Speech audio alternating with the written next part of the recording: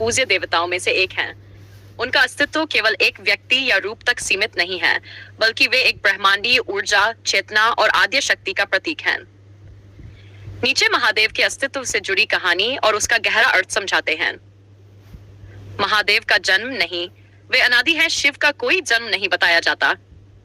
वे अनादि और अनंत है, यानी जिनका न कोई आरंभ है और न अंत।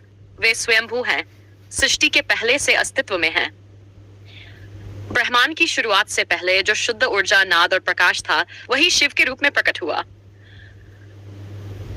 लिंग रूप में शिव का अस्तित्व, शिव का प्रतीक शिवलिंग है। यह आकार रहित ब्रह्मांडीय ऊर्जा का प्रतीक माना जाता है। एक प्रसिद्ध कथा है कि एक बार ब्रह्मा और विष्णु में श्रेष्ठता को लेकर विवाद हुआ। तभी एक अग्नि स्तंभ प्रकट हुआ जो न आरंभ दिखा न अंत। ब्रह्मा ऊपर और विष्णु नीचे खोजते रहे, पर उसका अंत नहीं मिला।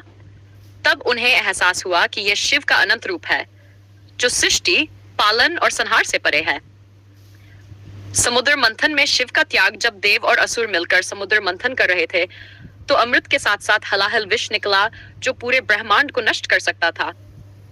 तब महादेव ने बिना सोचे वह विष पी लिया और अपने कंठ में धारण कर लिया। यही कारण है कि उन्हें नीलकंठ कहा जाता है। ये घटना बताती है कि महादेव का अस्तित्व त्याग, करुणा और समर्पण से जुड़ा है। क्यों कहते हैं उन्हें भोलेनाथ? महादेव का स्वभाव सरल, निष्कपट और दयालु है। वे खिन साधना करने वाले योगी होते हुए भी सामान्य भक्तों की सच्चे मन से की गई पूजा से प्रसन्न हो जाते हैं। वे न धन, न आडंबर, न शक्ति की चाह रखते हैं। इसलिए उन्हें भोलेनाथ कहा जाता है, जो सहज भाव से सबको स्वीकार करते हैं। महादेव का तप और ध्यान। महादेव ने हिमालय में तपस्या करके संसार को आध्यात्मिक मार्ग दिखाया। वे योग, समाधि, संयम और आत्मज्ञान के प्रतीक हैं। उनका अस्तित्व यह सिखाता है कि मनुष्य बाहरी भोग में नहीं, बल्कि भीतर की शांति और संतुलन में सच्चा सुख पा सकता है। महादेव मृत्यु से परे है। महादेव का रूप श्मशान से जुड़ा है। वे वहां निवास करते हैं जहां सब कुछ समाप्त हो जाता है। इसका अर्थ है कि वे जन्म मृत्यु के चक्र से परे हैं।